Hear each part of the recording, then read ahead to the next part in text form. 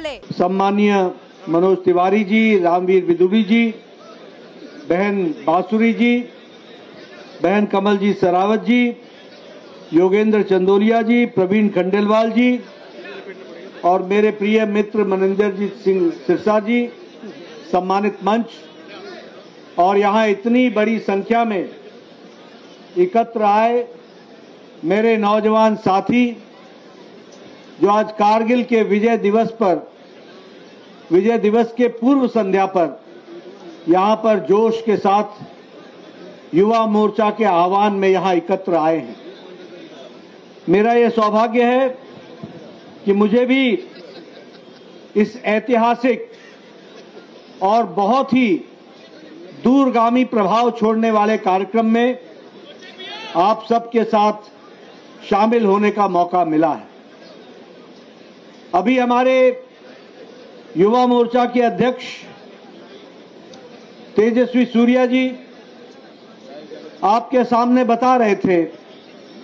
कि कारगिल की विजय दिवस को जब हम कल मनाएंगे तो कारगिल के विजय दिवस के अवसर को रजत जयंती के रूप में 25 साल पहले हमने कारगिल पर विजय हासिल की थी और भारत के सम्मान की रक्षा की थी, उसको हम याद करेंगे। मैं बैठा बैठा सामने जब देख रहा था तो आप सब लोगों को देख करके मुझे ऐसा ध्यान में आ रहा था कि जब शायद कारगिल का युद्ध हुआ था तो उस समय आप सब में से अधिकतर लोग शायद कोई 2 साल का होगा, कोई 4 साल का, कोई 5 साल का और बहुत से ऐसे लोग भी हैं हमारे युवा साथी जो शायद इस दुनिया में उस समय आए भी नहीं हों। लेकिन मित्रों, ये वीर जवानों का अभिनंदन का अवसर है और जब मैं वीर जवानों के अभिनंदन की बात करता हूं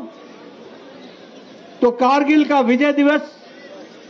इस रूप में मना करके हम भारत के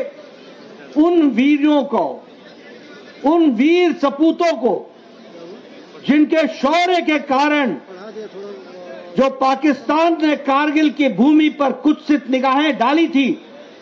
उनके इरादों को, जो उनकी सोच थी, उसको चकनाचूर करके कारगिल पर फिर से तिरंगा लहराया था, इसको हमको ध्यान रखना चाहिए। और इसलिए हम इसको विजय दिवस के रूप में तो मनाते ही हैं, लेकिन साथ ही साथ हम उन वीर जवानों के शौर्य को और उनके बलिदान को भी हम हमेशा याद करते हैं। कारगिल का युद्ध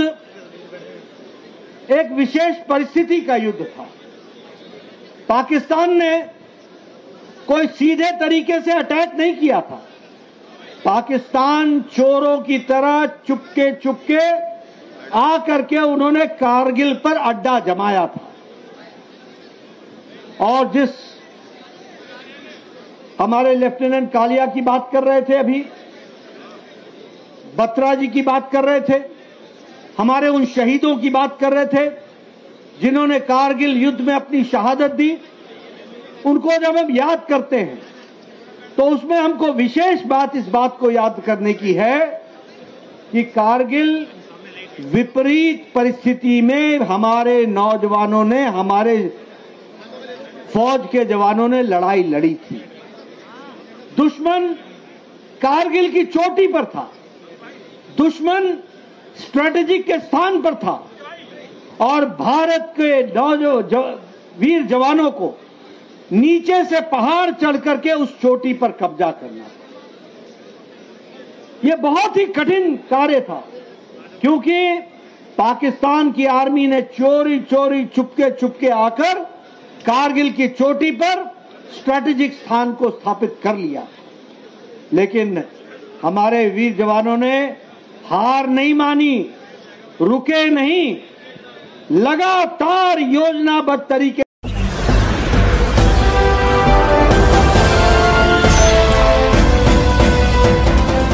आप देख रहे हैं लाइव न्यूज 19। 99 राष्ट्र सबसे पहले।